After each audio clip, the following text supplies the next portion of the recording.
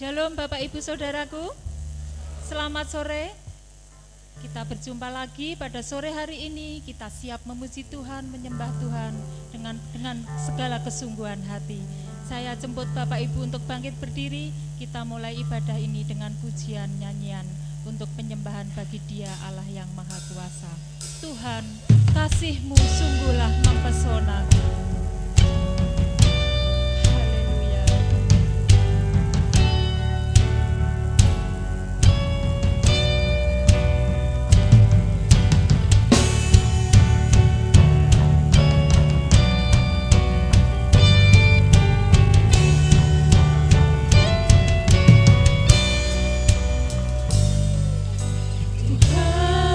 Kasih-Mu sungguhlah mempesona.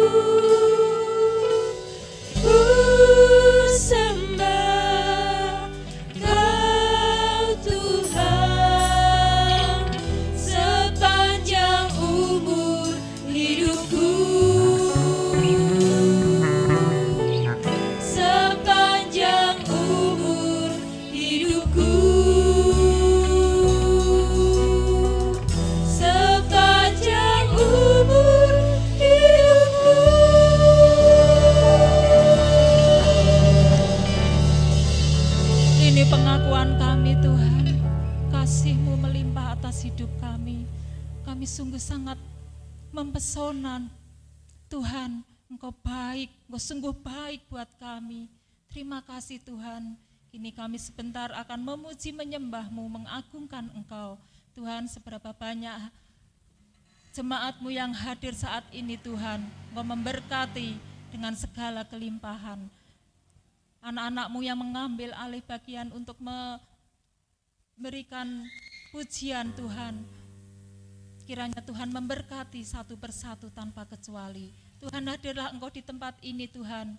Biarlah Roh-Mu yang kudus menguasai setiap kami. Terima kasih Tuhan Yesus. Kami siap memuji, menyembah-Mu, mengagungkan Engkau. Terpujilah Engkau. Haleluya. Amin. Silakan duduk Bapak Ibu Saudara.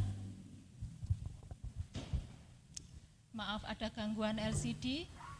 Jadi saya kira untuk pujian selanjutnya mudah kita menghafalkan ya. Langit dan bumi pujilah Tuhan.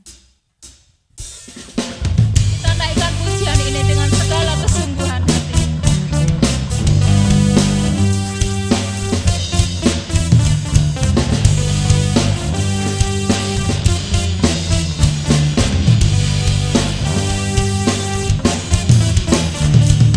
Langit dan bumi pujilah Tuhan, sebab Dia ciptakan semuanya. Keagungan-Nya mengatasi langit bumi, sembah sujud di hadapan-Nya. Langit dan bumi pujilah, langit dan bumi pujilah Tuhan, sebab Dia ciptakan semuanya. Keagungan-Nya mengatasi langit bumi, sembah sujud di hadapan-Nya. Ku puji, ku sembah, ku puji, ku sembah Yesus Kristus Sang Penebusku. Ku puji, ku sembah, ku puji, ku sembah Yesus Tuhan dan Rajaku. Haleluya. Haleluya. Amin. Haleluya. Amin. Haleluya. Amin. Haleluya. Amin. Saya undang Bapak Ibu untuk bangkit berdiri, naikkan pujian ini dengan segala kesungguhan hati. Pujilah Tuhan, sebab Dia ciptakan semuanya. Keagungan-Nya mengatasi langit bumi, sembah sujud di hadapan-Nya. Langit dan bumi pujilah, langit dan bumi pujilah Tuhan, sebab Dia ciptakan semuanya. Keagungan-Nya mengatasi langit bumi, sembah sujud di hadapan-Nya. Ku puji, ku sembah, ku puji, ku sembah Yesus Kristus Sang Penebusku. Ku puji, ku sembah, ku puji, ku sembah Yesus Tuhan dan Rajaku. Haleluya. Haleluya. Amin. Haleluya. Amin. Haleluya. Amin. Haleluya. Haleluya. Haleluya.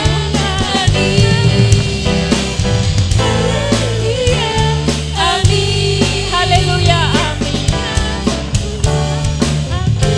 Kita beri pujian yang terbaik buat Tuhan kita yang baik.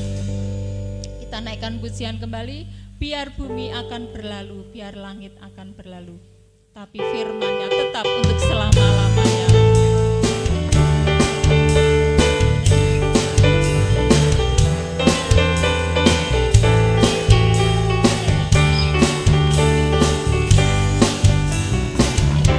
Bumi akan berlalu, biar bulan tak bercahaya lagi, biar langit akan bergoncang, matahari tak bersinar lagi.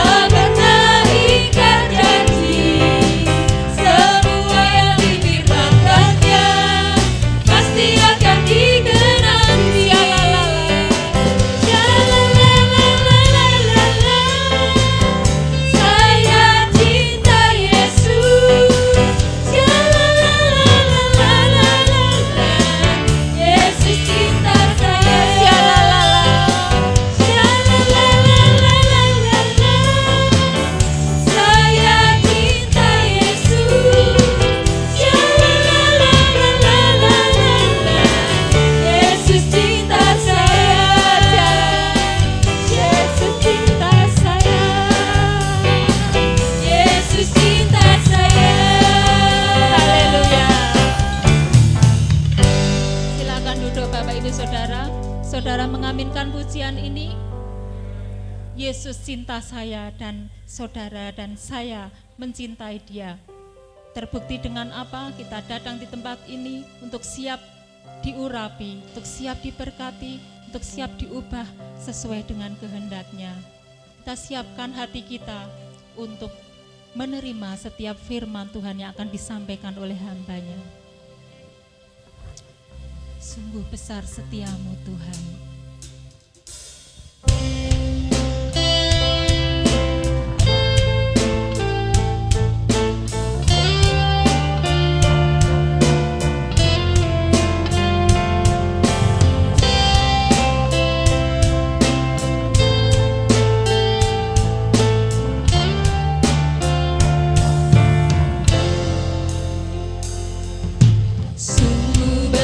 Setiamu Nyata dalam hidupku, nyata di sepanjang hidupku.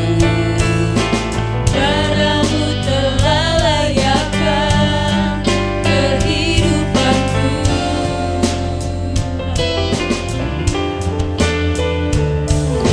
Tiada kata yang bisa lukiskan indahnya Kau Tuhan.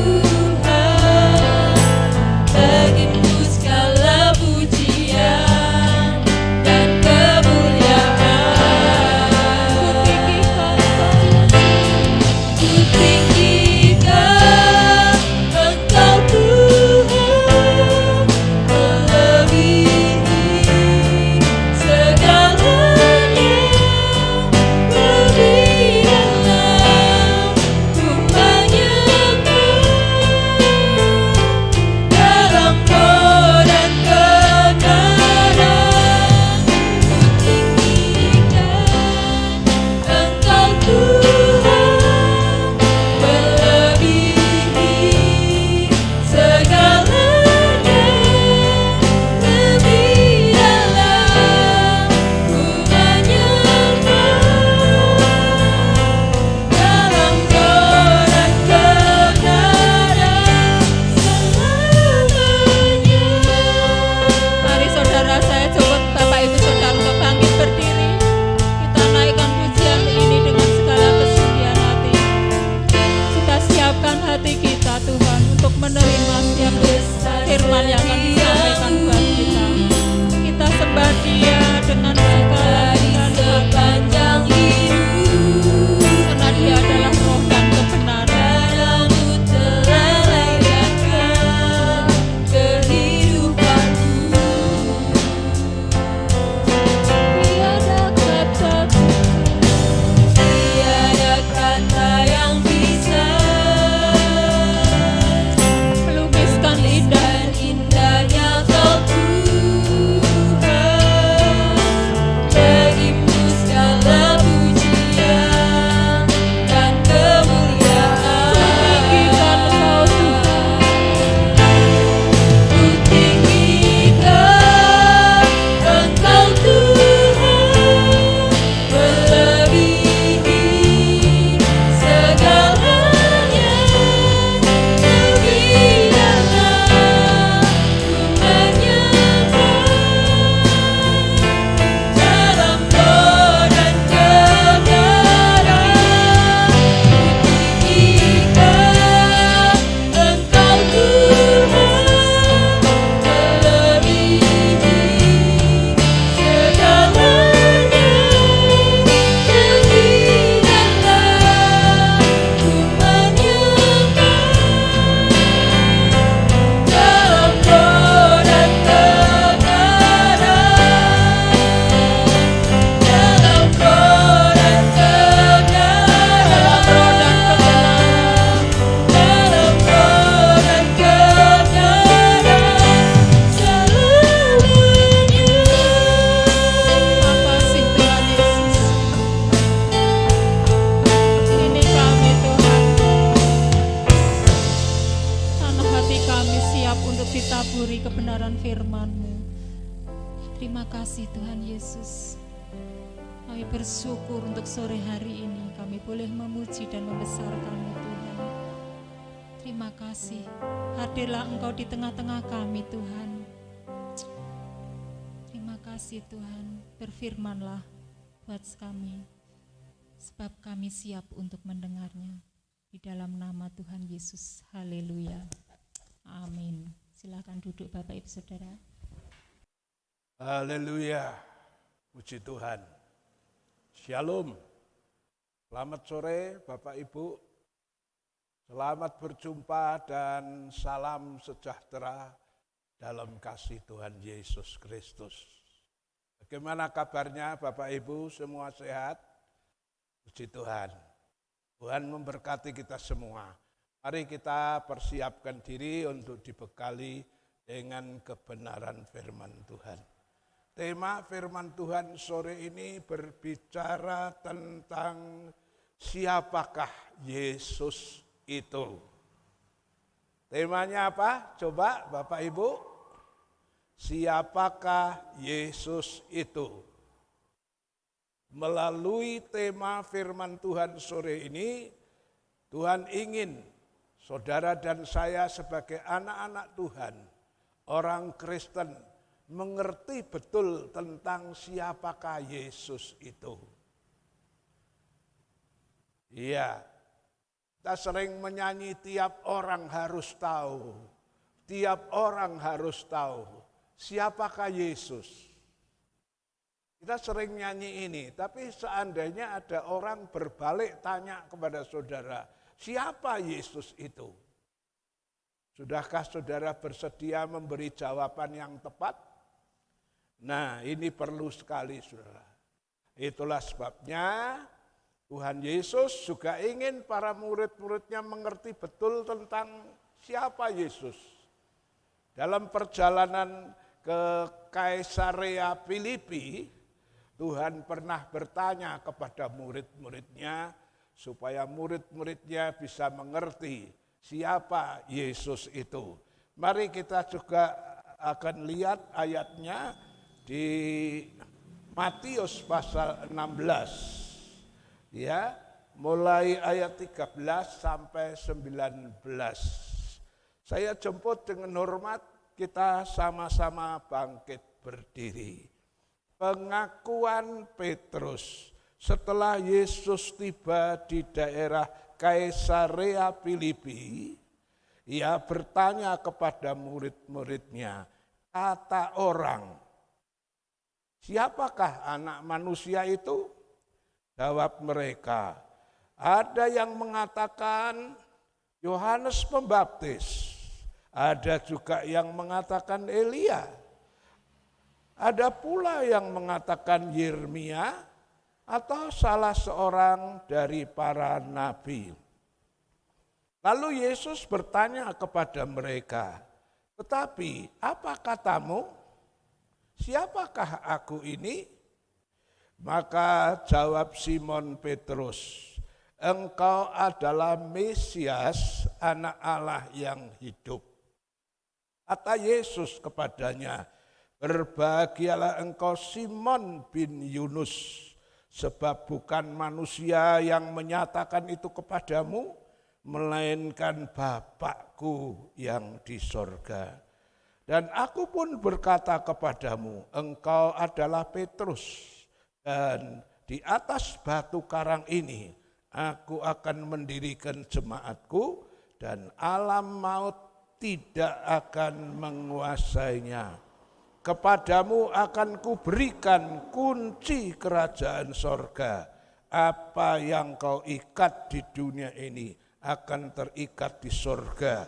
Dan apa juga yang kau lepaskan di dunia ini akan terlepas di sorga. Jadi dalam perjalanan menuju Kaisarea Filipi, di tengah jalan Tuhan Yesus tanya kepada murid-muridnya. Hei murid-murid, menurut pendapat orang, menurut kata orang di sana, siapa aku ini? Ya, dalam hal ini kita melihat, ya Tuhan Yesus ingin tahu sampai di mana pengertian para murid tentang Yesus ini. Ya. Jadi dari Matius 16 tadi ayat 13 sampai 19 saya akan bagi menjadi beberapa bagian. Yang pertama, ya, ketika Tuhan mengatakan menurut pendapat orang siapa aku ini. Nah, dalam hal ini poin pertama itu memberikan pelajaran kepada kita bahwa Tuhan Yesus ingin supaya murid-muridnya itu menjadi murid-murid yang punya wawasan yang luas. Ya, orang bisa punya wawasan yang luas kalau dia suka gaul. Nah, kalau Tuhan tanya menurut pendapat orang di sana, siapa aku ini? Itu berarti Tuhan juga ingin murid-murid itu suka gaul gitu. Punya wawasan luas sehingga dia bisa mengerti pendapat orang di luar sana. Nah, jawab daripada murid-murid menjawab gini, kalau menurut pendapat orang di luar, itu ada yang menyangka Tuhan itu adalah Yohanes Pembaptis. Ini khususnya yang ngarani Yesus Yohanes Pembaptis itu Herodes, yang sudah membunuh Yohanes sehingga dia dihantui rasa takut. Ketika Yesus muncul, disangkanya Yohanes Pembaptis. Ada pula yang mengatakan Yesus itu Nabi Elia. Dan ada yang mengatakan Yesus itu Nabi Yeremia. Serta banyak kali pendapat orang di luar sana. Nah, ini Tuhan perlu tanya, ya, supaya murid-murid itu bisa ngerti itu loh, pendapat orang, punya wawasan luas. Ya. Tuhan ingin dalam poin pertama ini, Tuhan ingin murid-murid itu juga menjadi murid yang suka gaul. Ya. Orang Kristen juga harus begitu. Jangan eksklusif, jangan enggak pernah bergaul dengan orang sehingga enggak ngerti pendapat perasaan orang luar. Bagaimana saudara bisa menjadi berkat kalau kita enggak suka gaul? Bukankah di Matius pasal 5 ayat 13 di situ dikatakan kamu ini garamnya dunia. Coba tolong dibaca itu. Ya, Matius 5 ayat 13. Matius 5 ayat 13. Kamu adalah garam dunia. Jika garam itu menjadi tawar, dengan apakah ia diasinkan? Tidak ada lagi gunanya selain dibuang dan diinjak orang. Orang Kristen itu dikatakan kamu tuh garam dunia. Iya. Jangan sampai kehilangan asin.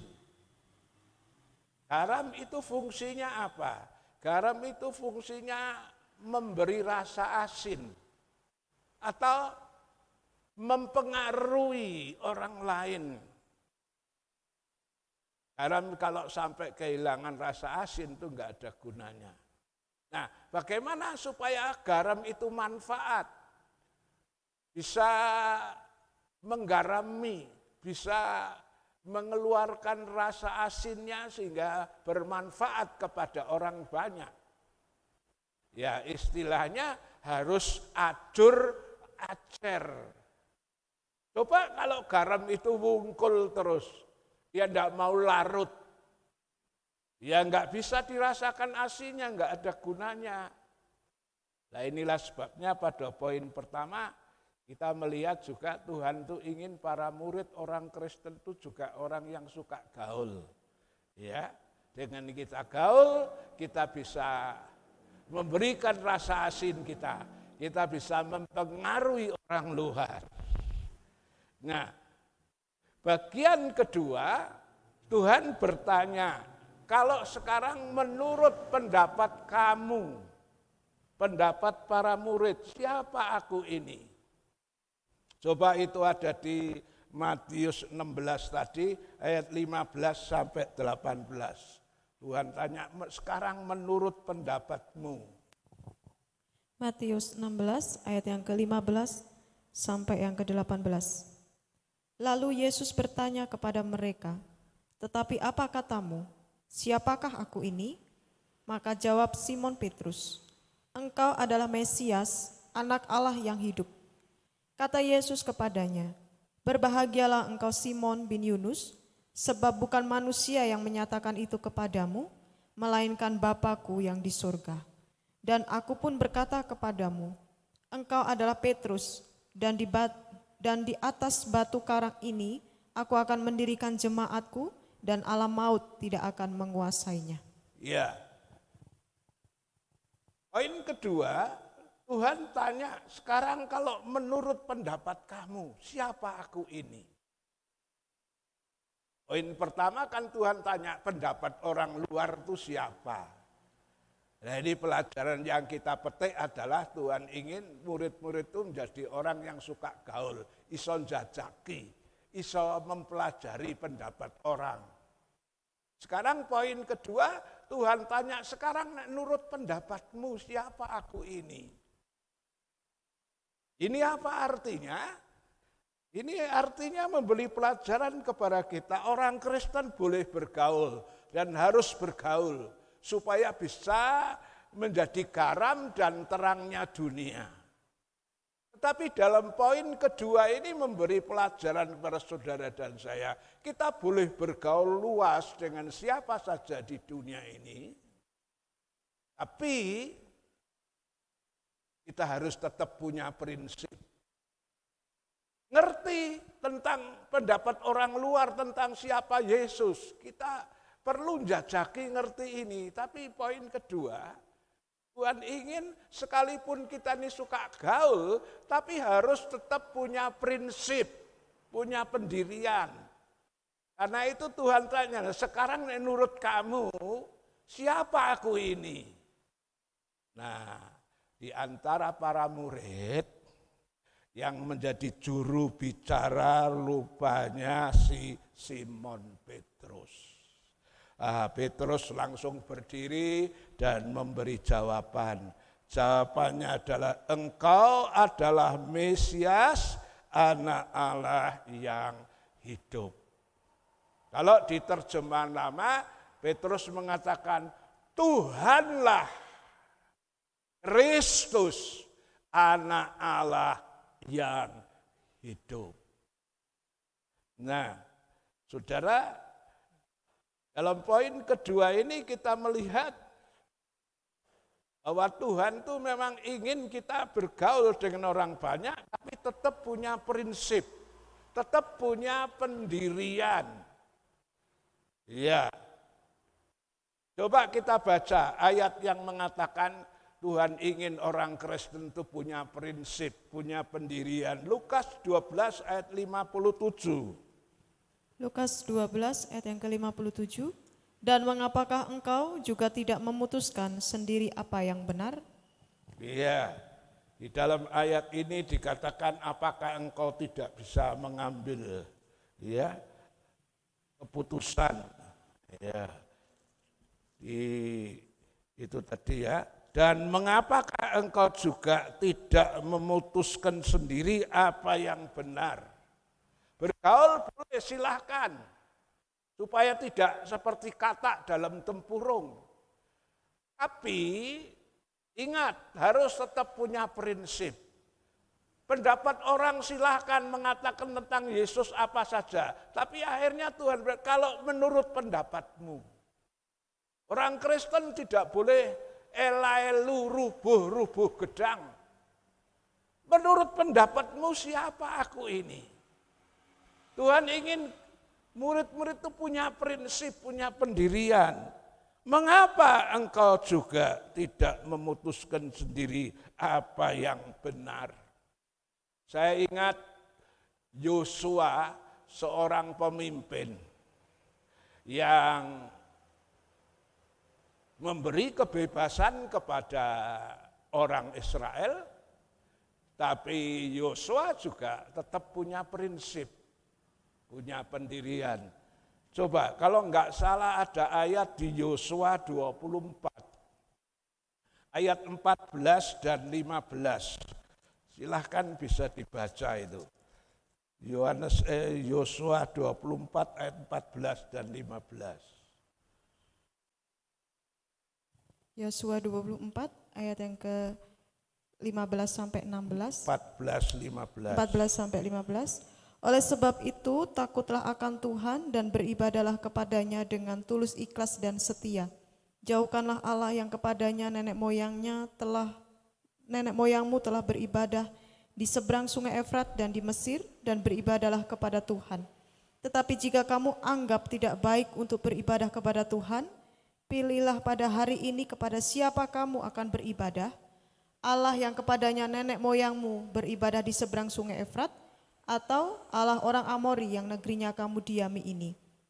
Tetapi aku dan seisi rumahku, kami akan beribadah kepada Tuhan. Ya, Yosua itu pemimpin yang bijak. Dia tidak memaksa, dia tidak diktator. Dia setelah menceritakan kebaikan Tuhan, mengingatkan Israel tentang pertolongan Tuhan masa lalu Yosua menawarkan, sekarang kamu mau pilih beribadah kepada siapa? Kepada Allah-Allah orang kafir itu?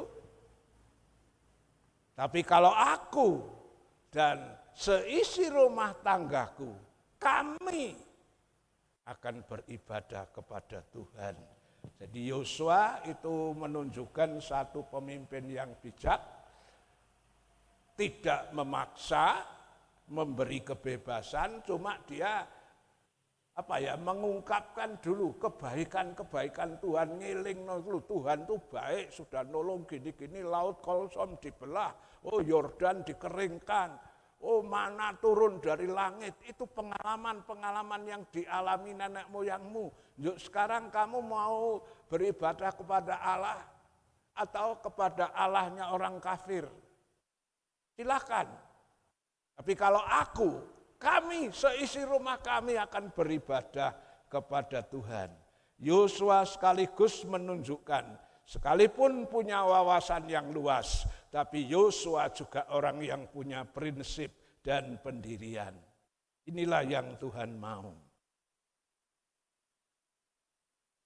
Ya, bagian ketiga, ketika Tuhan tanya, ya, menurut pendapatmu siapa aku ini?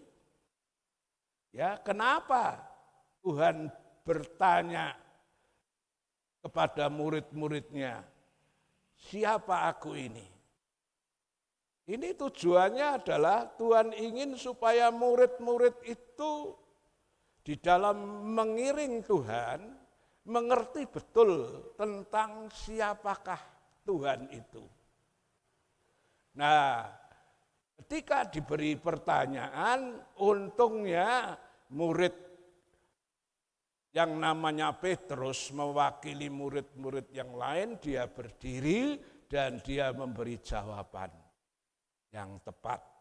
Tuhan sangat puas dengan jawaban Simon Petrus. Karena Simon Petrus menjawab, Tuhanlah Kristus, Anak Allah yang hidup. Nah, saudara-saudara, di sini Tuhan sangat puas dengan jawaban Petrus ini karena tepat dan benar. Petrus telah menjawab dengan tepat dan benar. Petrus ki ora elu, orang ngikuti suara orang banyak, tapi Petrus punya prinsip, punya pendirian. Ya, Tuhan ingin orang Kristen itu juga begitu. Harus punya prinsip pendirian dalam pengiringannya kepada Tuhan. Kenapa sih? Kalau kita tidak punya prinsip dan pendirian, kalau kita tidak mengerti betul tentang siapa itu Yesus, bahayanya adalah satu, ketika muncul Yesus yang lain, ketika muncul Mesias yang lain, orang itu hanyut terbawa arus yang menyesatkan. Karena di akhir zaman jelas dikatakan akan muncul Mesias Kristus yang palsu. Coba dibaca itu Matius 24 ayat 24. Matius 24 ayat 24. Sebab Mesias palsu dan nabi-nabi palsu akan muncul dan mereka akan mengadakan tanda-tanda yang dahsyat dan mujizat-mujizat sehingga sekiranya mungkin mereka menyesatkan orang-orang pilihan juga. Ya, akhir zaman muncul Mesias yang lain, Yesus yang palsu. Dan Yesus yang palsu, nabi palsu ini juga melakukan mujizat. Tujuannya adalah menyesatkan orang pilihan. Orang Kristen kalau tidak tahu betul tentang siapa Yesus, dia bisa hanyut. Ya, pengalaman ini juga terjadi dalam kalangan jemaat Korintus. Jemaat Korintus ini rupanya ada sebagian yang tidak mengerti betul tentang siapa Yesus. Sehingga ketika muncul Yesus yang lain, mereka terperdaya, mereka hanyut. 2 Korintus 11 ayat 2 sampai 2 Korintus 11 ayat 2 sampai yang keempat. Sebab aku cemburu kepada kamu dengan cemburu ilahi. Karena aku telah mempertunangkan kamu kepada satu laki-laki untuk membawa kamu sebagai perawan suci kepada Kristus. Tetapi aku takut kalau pikiran kamu disesatkan dari kesetiaan kamu yang sejati kepada Kristus, sama seperti Hawa diperdayakan oleh ular itu dengan kelicikannya.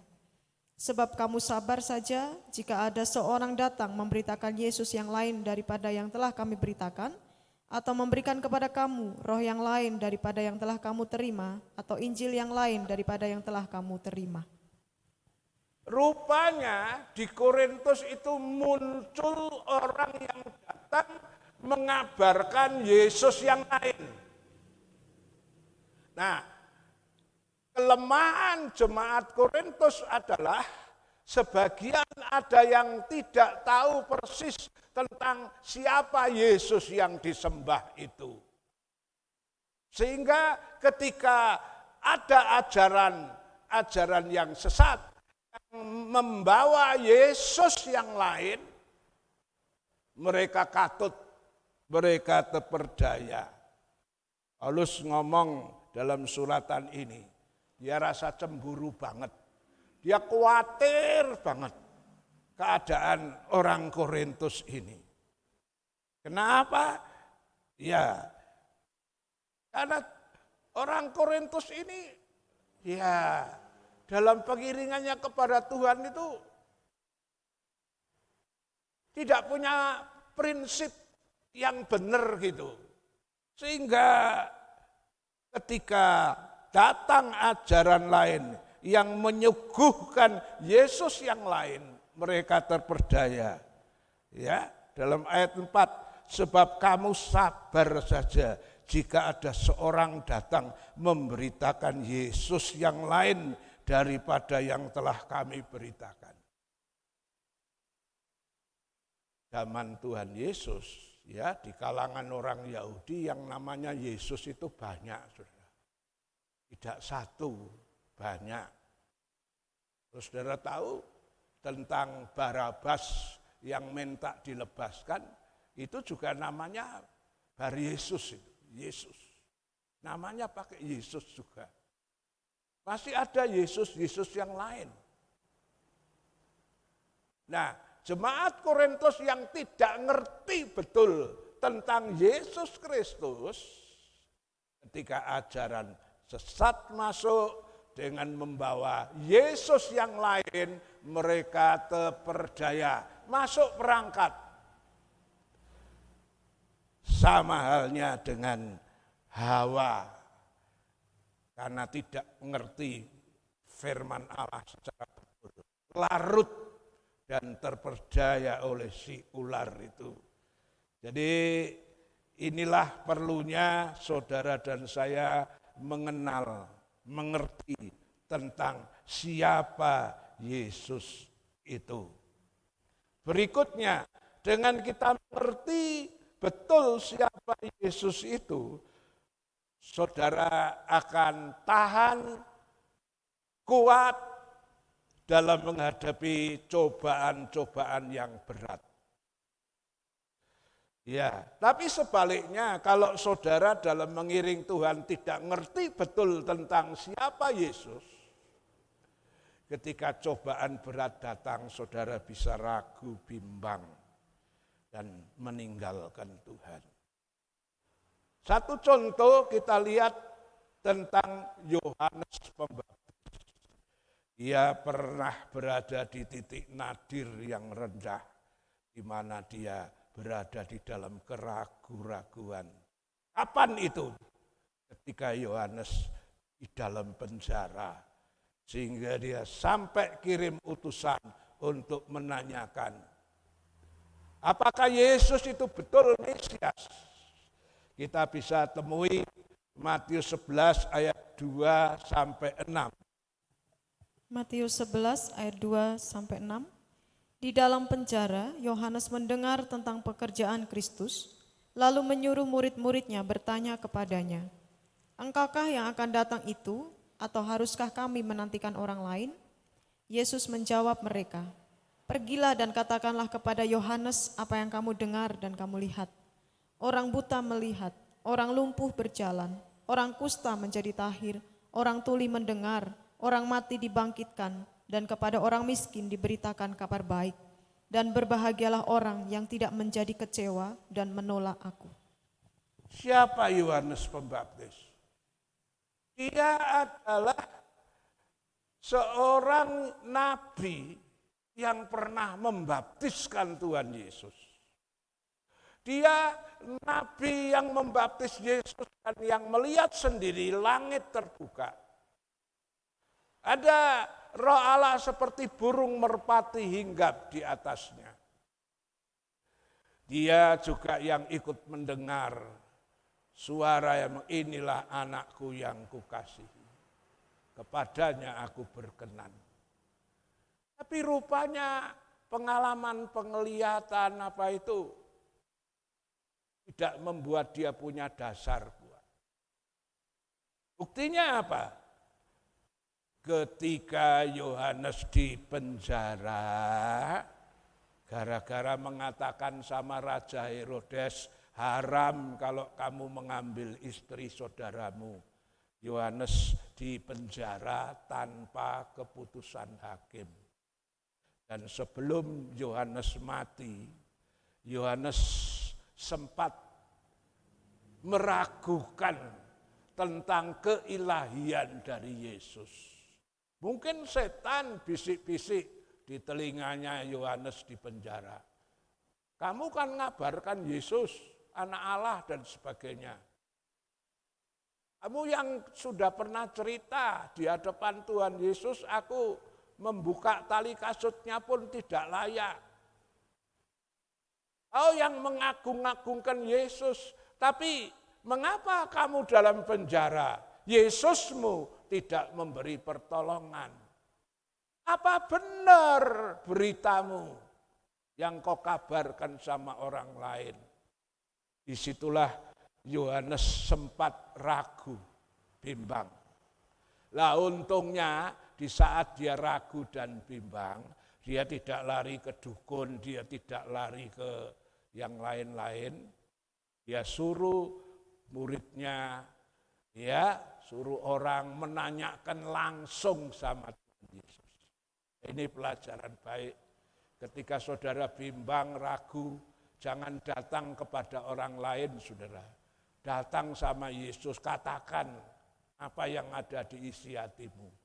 Nah, ketika Yohanes kirim utusan, lalu Tuhan bilang, "Ya, sekarang lihat saja, apa yang kamu lihat kamu ceritakan sama Yohanes. Orang mati bangkit, orang lumpuh jalan, orang tuli bisa mendengar. Coba kamu nilai sendiri. Kalau begitu siapa itu Yesus? Nah, dengan jawaban ini rupanya Yohanes imannya dibangkitkan lagi. Jadi pentingnya mengenal siapa Yesus supaya imanmu kuat dalam cobaan. Paulus itu imannya kuat karena dia mengerti siapa itu Yesus. Sehingga dia pernah bersaksi, dia ngomong, apapun terjadi, tidak ada yang bisa memisahkan aku dari kasih Kristus. Roma 8, 35 sampai 37. Roma 8 ayat 35 sampai 37. Siapakah yang akan memisahkan kita dari kasih Kristus? Penindasan atau kesesakan, atau penganiayaan, atau kelaparan, atau ketelanjangan, atau bahaya, atau pedang? Seperti ada tertulis, oleh karena engkau kami ada dalam bahaya maut sepanjang hari, kami telah dianggap sebagai domba-domba sembelihan. Tetapi dalam semuanya itu kita lebih daripada orang-orang yang menang oleh Dia yang telah mengasihi kita. Iya. Paulus berkata, siapa dapat memisahkan, menceraikan aku dari kasih Kristus? Pedangkah, aniayakah, keadaan bertelanjangkah? Tidak ada yang bisa memisahkan. Paulus punya pengalaman, ya, ditindas, mengalami kesesakan, mengalami penganiayaan. Ya, Paulus mengalami banyak kesulitan, tapi Paulus imannya kuat karena dia mengerti betul siapa Yesus. Sehingga dia bisa bilang, di dalam semuanya itu, aku lebih daripada pemenang. Imannya tetap tegar, karena mengerti tentang Yesus. Terakhir, kenapa kita perlu mengenal Yesus? Dengan kita mengenal Yesus, siapa Yesus itu? Ya, ibarat saudara mendirikan rumah, itu punya fondasi yang tepat dan benar. Bukankah di Matius 7 itu ada perumpamaan tentang orang bijak dan orang bodoh? Kalau orang bodoh mendirikan rumahnya di atas pasir, orang bijak mendirikan rumahnya di atas batu. Siapa batu itu? Batu itu adalah Kristus. Nah, orang yang di dalam mengiring kepada Tuhan mengerti betul tentang siapa itu Yesus. Bukan hanya kuat dalam mengalami cobaan atau aniaya atau kekurangan. Tapi lebih daripada itu, Tuhan bilang, orang yang dalam pengiringannya mengerti betul tentang siapa Yesus, dia menjadi Kristen yang imannya kuat sekali, sehingga pintu alam maut pun tidak bisa mengalahkan dia. Coba itu di Matius 16, ayat 16 sampai 18. Matius 16 ayat 16 sampai 18. Maka jawab Simon Petrus, engkau adalah Mesias, anak Allah yang hidup. Kata Yesus kepadanya, berbahagialah engkau Simon bin Yunus, sebab bukan manusia yang menyatakan itu kepadamu, melainkan Bapamu yang di surga. Dan aku pun berkata kepadamu, engkau adalah Petrus, dan di atas batu karang ini aku akan mendirikan jemaatku, dan alam maut tidak akan menguasainya. Ya, waktu Petrus bisa menjawab dengan tepat, kalau terjemahan lama Petrus ngomong, Tuhanlah Kristus, anak Allah yang hidup. Jadi Petrus tahu betul Yesus itu Tuhan. Tuhanlah Kristus. Kristus itu artinya yang diurapi. Sama dengan Mesias tadi. Anak Allah yang hidup. Jadi komplit pengertian Petrus tentang Yesus. Dia tahu Yesus itu bukan nabi, bukan sekedar guru atau rasul. Tetapi Petrus mengenal betul, tahu betul, Yesus itu Tuhan. Yesus itu Kristus yang diurapi. Yesus itu anak Allah yang hidup. Nah, karena jawaban Petrus yang tepat ini, maka Tuhan bilang, di atas batu karang ini, di atas batu pengakuan Petrus tentang Yesus adalah anak Allah yang hidup, Tuhan bilang di atas doktrin keyakinan Petrus inilah Tuhan akan mendirikan gerejanya. Dan dikatakan gerejanya atau orang Kristen yang punya fondasi yang benar ini, alam maut tidak bisa menguasai. Itulah yang dikatakan oleh Paulus, hai maut, di manakah sengatmu? Hal yang paling ditakuti manusia adalah kematian. Karena manusia di luar Kristus kalau sudah mati, bayangannya sing serem-serem. Ya, ada yang bilang nanti ditanya malaikat, nanti bisa jawab digebuki. Harus lewat di jalan yang sempit sekali bisa jatuh. Kok ditakoni malaikat ora iso gebuki. Memang di luar Kristus, ketika mati alamatnya adalah alam maut atau neraka. Tapi bagi orang yang masa hidupnya menerima Yesus sebagai Tuhan, alam maut tidak bisa menguasai. Karena apa? Yesus telah menebus dosa kita di atas kayu salib. Sehingga ketika kita mati, iya, yang jelas adalah surga menanti saudara dan saya. Inilah doktrin kekristenan yang benar. Untuk saudara dan saya bisa selamat, kita harus percaya Yesus itu Tuhan. Roma 10, 9-10. Roma 10 ayat 9-10. Sebab jika kamu mengaku dengan mulutmu bahwa Yesus adalah Tuhan dan percaya dalam hatimu bahwa Allah telah membangkitkan Dia dari antara orang mati, maka kamu akan diselamatkan. Karena dengan hati orang percaya dan dibenarkan, dan dengan mulut orang yang mengaku dan diselamatkan. Jika kamu mengaku dengan mulutmu, mulutmu mau ngaku apa? Yesus adalah Tuhan. Yang menyelamatkan kita itu karena kita percaya mengaku dengan Yesus Tuhan. Bukan hanya sekedar nabi, rasul, tapi kita mengaku Yesus itu Tuhan. Lalu percaya dalam hati bahwa Allah telah membangkitkan Yesus dari antara orang mati.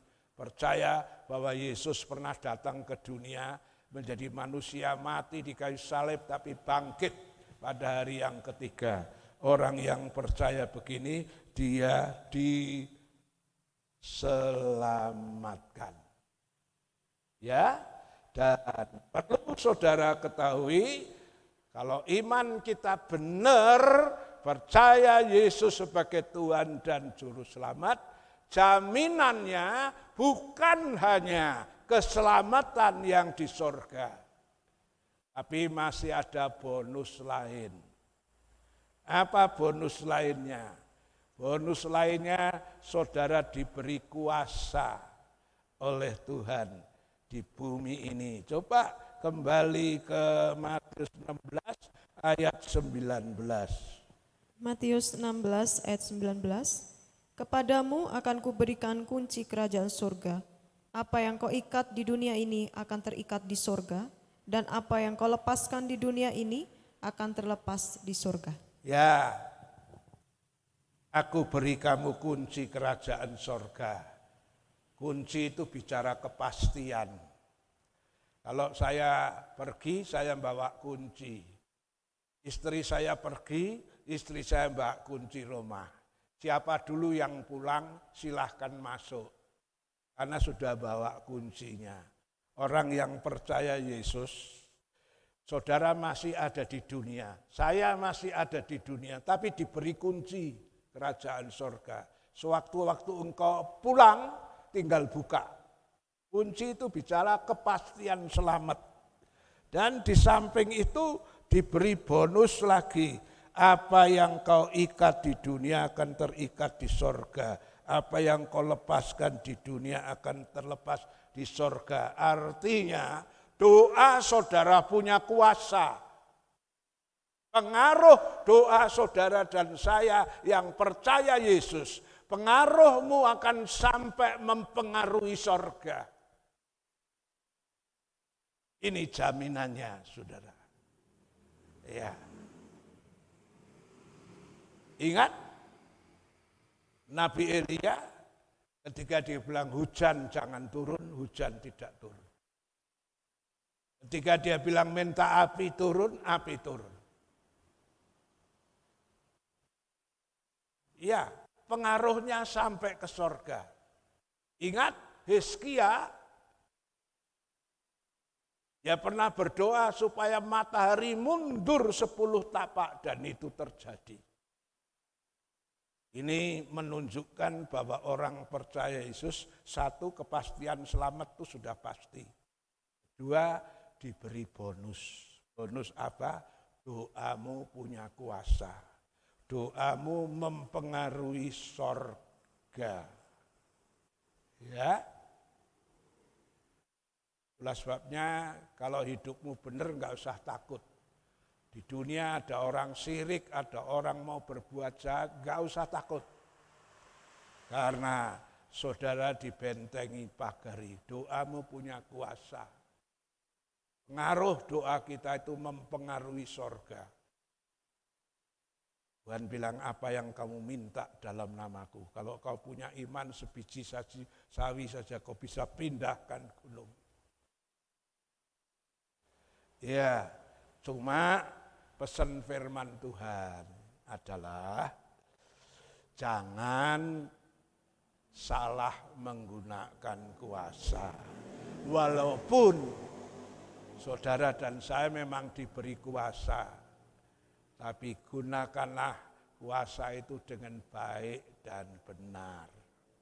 Jangan seperti itu loh, murid Tuhan yang namanya Yakub karo Yohanes itu loh, sing disebut anak guru gitu loh. Satu waktu kalau dia jengkel, dia pernah ngomong, izinkan kami minta api dari langit. Tapi Tuhan melarang. Ya, itu ada ditulis di Lukas 9, 53 sampai 56. Coba dibaca. Lukas 9 ayat 53 sampai 56. Tetapi orang-orang Samaria itu tidak mau menerima dia karena perjalanannya menuju Yerusalem. Ketika dua muridnya, yaitu Yakobus dan Yohanes, melihat hal itu, mereka berkata, Tuhan, apakah engkau mau supaya kami menyuruh api turun dari langit untuk membinasakan mereka? Akan tetapi ia berpaling dan menegur mereka. Lalu mereka pergi ke desa yang lain. Ya, waktu mau ke Yerusalem harus lewat Samaria, minta izin sama orang Samaria tidak mengizinkan. Yohanes itu emosi. Dumeh dadi murid Tuhan itu diberi kuasa, lalu emosi, lalu dia ngomong, Tuhan izinkan aku minta api dari langit. Tuhan memarahi sama si Yohanes ini. Artinya apa? Saudara memang diberi kuasa, tapi jangan salah menggunakan kuasa. Orang Kristen itu mandi loh, punya kuasa loh. Tapi jangan pakai doa yang punya kuasa ini misalnya untuk mengutuki orang, untuk menyusahkan orang, itu tidak dibenarkan. Pakailah doa yang punya kuasa ini untuk hormat kemuliaan nama Tuhan, supaya banyak orang bertobat dan diselamatkan. Baik, Tuhan memberkati kita semua. Mari kita tundukkan kepala. Kita nyanyi satu nyanyian, Yesus Tuhanku, Yesus Rajaku.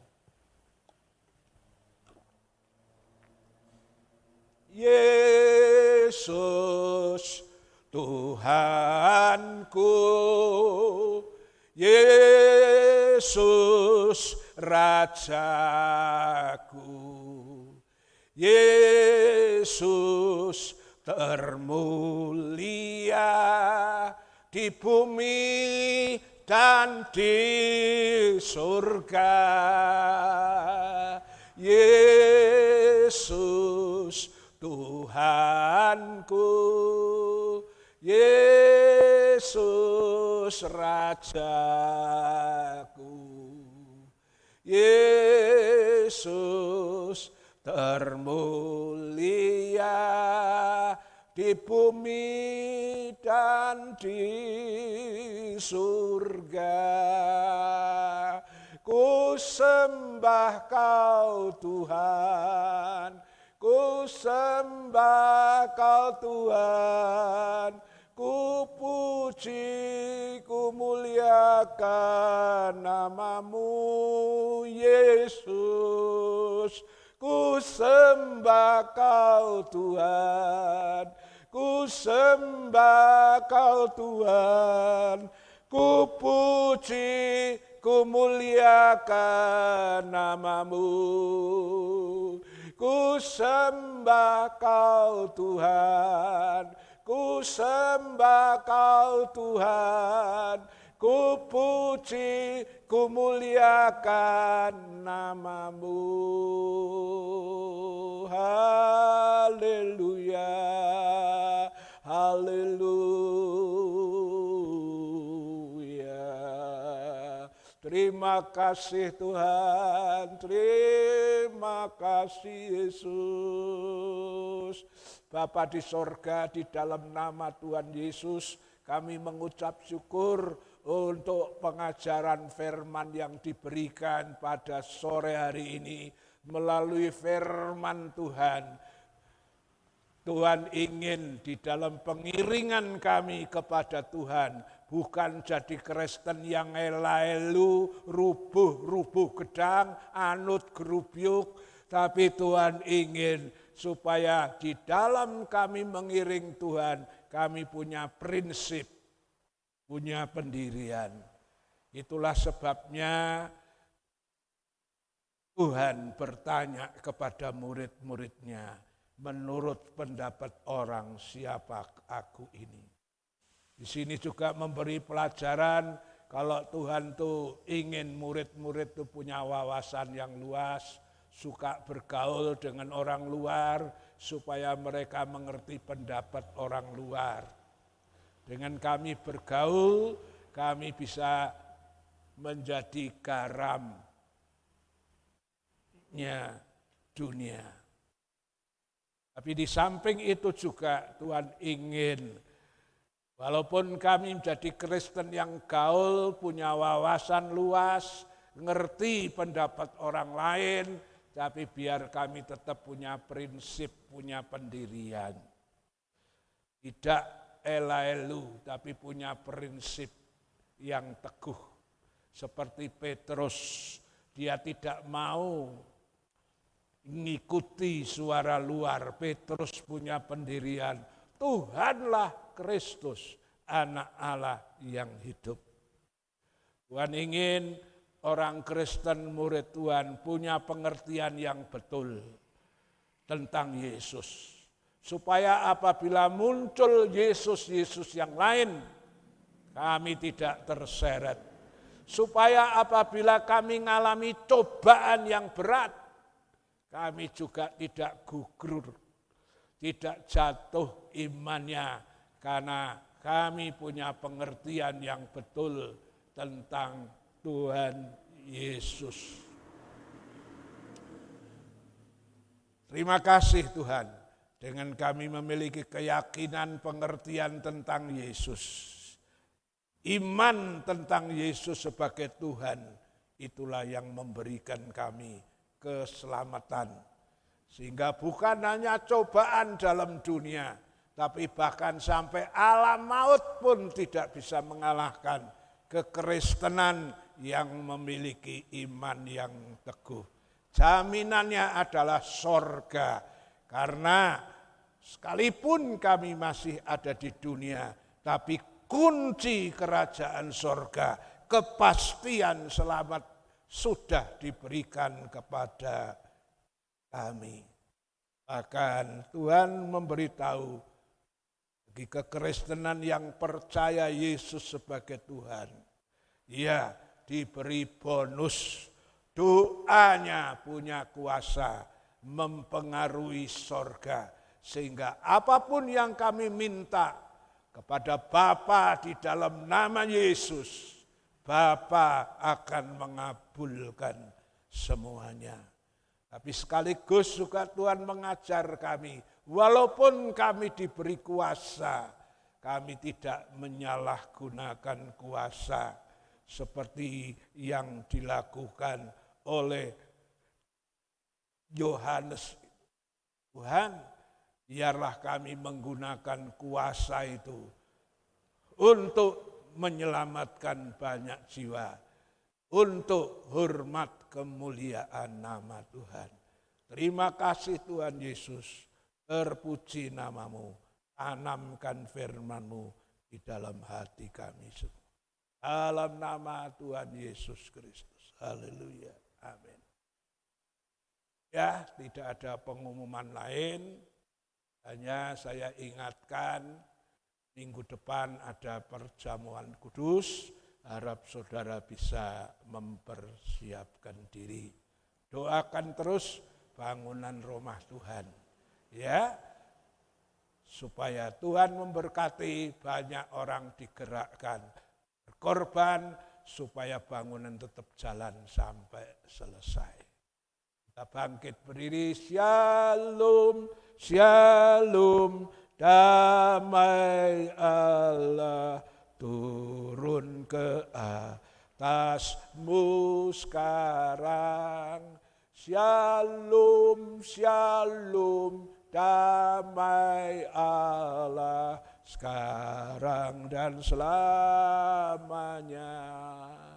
Seperti sungai mengalir, lembut gemercik, seperti burung merpati, damai surgawi. Shalom, shalom, diberkatilah kau selalu. Berkat atas nama Bapa, Anak, Roh Kudus. Saudara yang dikasihi Tuhan, marilah kita pulang membawa berkat Tuhan. Yang sakit disembuhkan, yang lemah dikuatkan, yang punya masalah, persoalan apapun pulang dengan kemenangan dan pertolongan Tuhan. Berkatilah setiap usaha anak-anakmu, tani, ternak, dagang, wira swasta, bahkan pekerjaan yang halal sudah dilakukan anak-anakmu kau berkati. Anak sekolah, kuliah, kasih hikmat, kepintaran, kepandaian, Tuhan membuatnya menjadi berhasil. Setiap korban anak-anakmu, tatangan, sukarela, perpuluhan, nazar, buah sulung, persembahan untuk pembangunan, Tuhan mencatat, menilai, dan Tuhan akan kembalikan lipat kali ganda sesuai janji firman-Mu. Marilah kita pulang, terimalah berkat dari Allah Bapa, kasih sayang dari Tuhan Yesus dan persekutuan Allah Roh Kudus menyertai saudara dan saya saat ini sampai Maranatha, Tuhan Yesus datang kembali. Haleluya, amin. Tuhan memberkati.